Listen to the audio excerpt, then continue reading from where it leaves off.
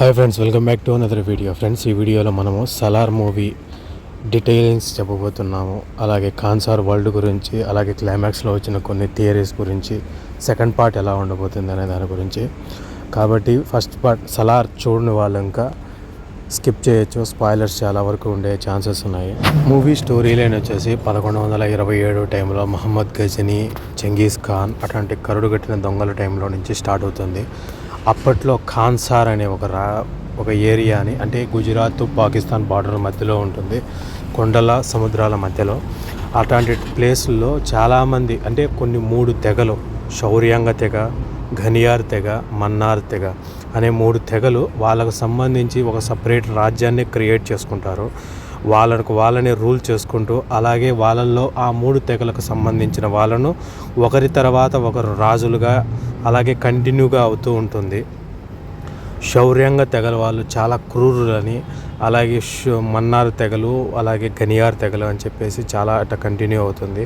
దాని తర్వాత present version 1985 లేదా 65 టైంలో మనకు జగపతి బాబు నాన్న శివమన్నార్ స్టోరీ జరుగుతుంది. శివమన్నార్ స్టోరీ స్టార్ట్ అయినప్పుడు ఆయన రాజుగా చనిపోయిన తర్వాత శౌర్యాంగులు మళ్ళీ తన రాజు కావాల్సిన టైంలో శివమన్నార్ చనిపోవడంతో, అప్పటికి మనకు స్వతంత్రం రావడంతో మనకు భారతదేశం రాజ్యాంగం ఏది వర్తించదు, కానీ మనం పెట్టుకునే నియమాలన్నిటినీ భారతదేశం మొత్తం అమలు చేయాలనే పాయింట్తో శివమన్నార్ ఒక సపరేట్ కొద్దిగా నియమ నిబంధనలు అని చెప్పి ఒక బుక్ను క్రియేట్ చేస్తాడు. ఆయన చనిపోయిన పాటినే ఆయన తర్వాత ప్లేసులో శౌర్యాంగ తెగ నుంచి ధారా అనే ఒక సేమ్ శివమన్నార్ ఎలాగో అక్కడ ధారా అని చెప్పి ధారా రవిసార్ అనే అతను మామూలుగా కింగ్ కావాలి. కానీ అప్పటికే రాజమన్నార్ అంటే శివమన్నార్ కొడుకు జగపతి బాబుకు ఆశ పుట్టడంతో వాళ్ళ తెగని, అంటే ధారా శౌర్యాంగ తెగలో నుంచి చిన్న బిడ్డ కానించి ముసలోళ్ళ కానించి ఆడోళ్ళు గర్భవతులు ఎవరిని వదలకుండా మొత్తం వాళ్ళ వంశాన్ని అంటే కాదు, వాళ్ళ జాతిని మొత్తం ఎవరిని లేకుండా చంపాలి అని ఒక నిర్ణయం తీసుకొని నిద్రలోనే, అంటే వాళ్ళని ఎదుర్కొని పోరాడలేం కాబట్టి వాళ్ళని నిద్రలోనే మట్టు పెట్టాలని చెప్పేసి ఒక నిర్ణయం తీసుకుంటాడు. అప్పటికే జగపతి బాబు కొడుకు ఆ ధారా శౌర్యాంగుల కొడుకు ఇద్దరు బాగా చిన్నప్పటి నుంచి ఫ్రెండ్స్ అవుతారు. వాళ్ళలో ఒకరు ప్రభాస్, శౌర్యాంగుల తరపు నుంచి ప్రభాస్, ఇంకా మన్నారాల నుంచి పృథ్వీరాజ్ సుకుమారన్. ఇది పాయింట్ ఆఫ్ వ్యూ. ఈ జరిగిన టైంలో వాళ్ళందరినీ చంపే క్రమంలో పృథ్వీకి తెలుస్తుంది వాళ్ళ ఫ్రెండ్ని చంపేస్తున్నారు అని. అప్పుడు తను వెళ్ళి తన ఫ్రెండ్ని కాపాడటానికి తనకున్న రాజ్యాలలో, అంటే తన ఒక రాజు కొడుకు కాబట్టి తనకంటూ కొన్ని రాజ్యాలు, అంటే కొన్ని ఏరియాలు ఉంటాయి తన కింద. ఉన్నప్పుడు తన ఈ ప్లేస్ నీకు ఇచ్చేస్తా, వాడిని వదిలే, కానీ ఈ విషయం ఎవరికి చెప్పొద్దని చెప్పి మాట తీసుకొని ఆ ప్లేస్ను వదిలేస్తాడు. ఇదే సిచ్యువేషన్లో వాళ్ళు శౌర్యాంగులంతా కలిసి మేము చచ్చినా పర్లేదు, మా బిడ్డలు బ్రతకాలనే ఒక సిచ్యువేషన్లో వాళ్ళందరినీ ఒక డ్రైనేజీ దాంట్లో దాచిపెడతారు. వాళ్ళలో కొంతమంది బ్రతికి బయటపడతారు, కానీ ప్రభాసు, ఈశ్వరీరావు మటుకు సపరేట్గా పక్కన పడతారు. ఇవన్నీ మనకు సెకండ్ పార్ట్లో జరుగుతుంది. ఇది స్టోరీవే చెప్తున్నా నేను. దాని తర్వాత ఇంకా మళ్ళీ కట్ చేస్తే 85 తర్వాత మళ్ళీ 2015 స్టోరీ స్టార్ట్ అవుతుంది. అంటే అప్పటికే వీళ్ళకు 20 సంవత్సరాల తర్వాత స్టోరీ. ప్రభాస్ పెద్దవాడే ఉంటాడు, పృథ్వీరాజ్ సుకుమారన్ పెద్దవాడే ఉంటాడు. వీళ్ళ స్టోరీ ఏంటంటే, జగపతి బాబుకి 2 భార్యలు.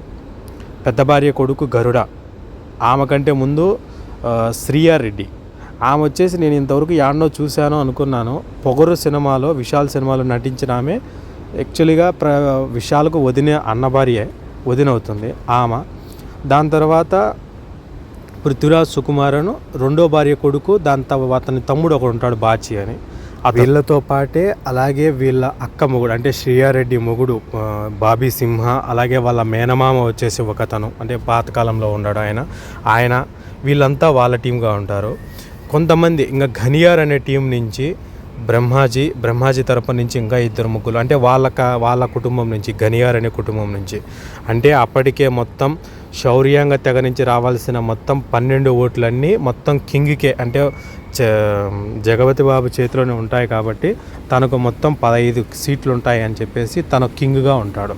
దాని తర్వాత 15 సంవత్సరాల తర్వాత మళ్ళీ పృథ్వీరాజ్ సుకుమారాన్ని ఏదైతే చిన్నప్పుడు తను త్యాగం చేశాడో వదిలేశాడో దానికి సంబంధించిన దాంట్లో మళ్ళీ కింగ్ని చేయాలి, తనను కూడా ఒక ఏరియాకు పెద్దగా చూడాలని చెప్పేసి జగపతి బాబు కోరుకోవడంతో అక్కడ ఉన్న వాళ్ళల్లో ఏదైతే పృథ్వీరాజ్ సుకుమారన్ త్యాగంగా వదిలేశాడో దాన్ని మళ్ళీ మీ నాన్న నీకు వాడిచ్చాడు కాబట్టి నువ్వు నాకు అడిగితే నేను ఇస్తావనని పృథ్వీరాజ్ సుకుమారన్ నాన్న అడుగుతాడు. జగపతి బాబు అడిగిన తర్వాత తను మీరు అడగద్దు ఆజ్ఞాపించండి అని చెప్పి కట్టుగలిగిన మాటలు మాట్లాడతాడు. అప్పుడు బాబీ సింహ, గరుడ, అతను మోసం చేసిన అతను వీళ్ళు ముగ్గురు కలిసి పృథ్వీరాజ్ సుకుమారన్ చంపాలని చూస్తారు. చాలా అంటే అప్పటికేం చెప్తాడో, నేను కొద్దిగా పని మీద ఖాన్సారా నుంచి బయటికి వెళ్తున్నా, నేను కొన్ని రోజుల్లో తిరిగి వస్తా, నేను వచ్చిన పాటనే ఇది అంటాడు. అప్పుడు కింగ్గా తన కూతుర్ని పెట్టి తను బయటికి వెళ్ళడంతో గరుడ, బాబీ సింహ, ఇంకొకతను వీళ్ళంతా కలిసి పృథ్వీరాజ్ సుకుమారన్ చంపాలని చూస్తారు. అప్పుడు ఇది తెలుసుకున్న శ్రీయారెడ్డి అంటే శాంతి గంట కొట్టి సీజ్ ఫైర్ అని చెప్పేసి ఒక అనౌన్స్మెంట్ ఇస్తుంది. సీజ్ ఫైర్ను ఎత్తేస్తున్నట్టు ఆమోదించడంతో రాజమాత అంటే కింగ్ ప్లేస్లో ఉండటంతో నేను రాజమన్నారిని కొడుకుని రుద్రమన్నారిని నేను ఈ దానిని ఎత్తేస్తూ అవిశ్వాస తీర్మానం పెడుతున్నట్టుగా ఓటింగ్ చేద్దామన్నట్టు చెప్తారు. దాని తర్వాత 9 రోజులు టైం ఉంటుంది. 9 రోజుల తర్వాత ఓటింగ్ జరుగుతుంది. సీజ్ ఫైర్ ఎత్తేసినట్టయితే మళ్ళీ యుద్ధం చేసుకోవచ్చు. సీజ్ ఫైర్ ఎత్తేయకూడదు అనుకున్న వాళ్ళు ఓట్ చేస్తే ఎవరు గెలిస్తే యుద్ధం కావాలా వద్దు అనుకున్నట్టు ఓటింగ్ చేసుకోవచ్చు. అప్పుడు ఏం జరుగుతుంది, ఎవరెవరి సైన్యాలను వాళ్ళు తెచ్చుకుంటారు. ప్రభాస్ కోసం వీళ్ళు బయలుదేరినప్పుడు అదొక సీన్ ఉంటుంది. హర్షవర్ధన్ రాణా, పృథ్వీరాజ్ సుకుమారను, ఇంకొకతను పుష్పాలో ఉన్నాడు కదా మురుగను, ఆయన ముగ్గురు కలిసి వెళ్తున్నప్పుడు ఒక డైలాగ్ ఉంటుంది.